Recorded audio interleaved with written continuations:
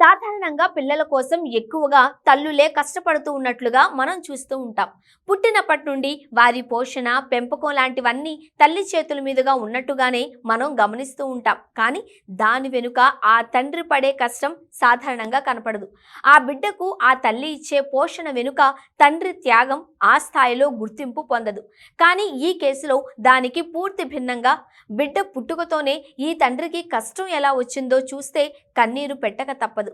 కాకినాడ జిల్లా కోటనందూరు గ్రామానికి చెందిన అల్లు శిరీష అనే గర్భిణికి నెలలు నిండకుండానే పురిటి నొప్పులు రావడంతో ఆమె కుటుంబ సభ్యులు మంగళవారం ఉదయం విశాఖలోని కేజీహెచ్ ప్రసూతి విభాగంలో చేర్పించారు. అయితే నెలలు నిండకుండానే శిరీష ఓ బిడ్డకు జన్మనిచ్చింది. దీంతో బిడ్డకు కాస్త పరిపక్వత వచ్చే వరకు నియోనేటల్ ఇంటెన్సివ్ కేర్ యూనిట్ లో ఉంచాల్సి ఉంటుందని వైద్యులు తెలిపారు. అవసరమైన పోషణతో పాటు తల్లి గర్భం లాంటి ఆ యూనిట్ లో ఉంచడం ద్వారా సాధారణ జననం లాంటి సౌకర్యాన్ని కల్పించాలి.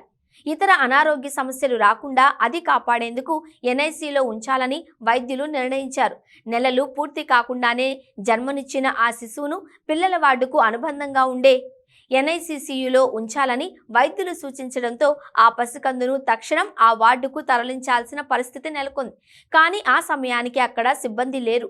ఆక్సిజన్ పెట్టి ఎన్ఐసియుకు తీసుకువెళ్లాల్సి రావడంతో ఆ ఆక్సిజన్ సిలిండర్ను మోసే శక్తి అక్కడ ఉన్న మహిళా సిబ్బందికి లేదు. దీంతో తండ్రి ఆ బాధ్యతను తీసుకున్నాడు. అత్యవసర పరిస్థితుల్లో అప్పుడే పుట్టిన బిడ్డను నర్సు తన చేతుల్లో పెట్టుకుని నియోనేటల్ ఇంటెన్సివ్ కేర్ యూనిట్ కు బయలుదేరగా సమయానికి సిబ్బంది లేకపోవడంతో శిశువు తండ్రి అల్లు విష్ణుమూర్తి ఆక్సిజన్ సిలిండర్ను భుజాన వేసుకుని ఆమె వెంట నడవడం హృదయాల్ని తడిమేసింది.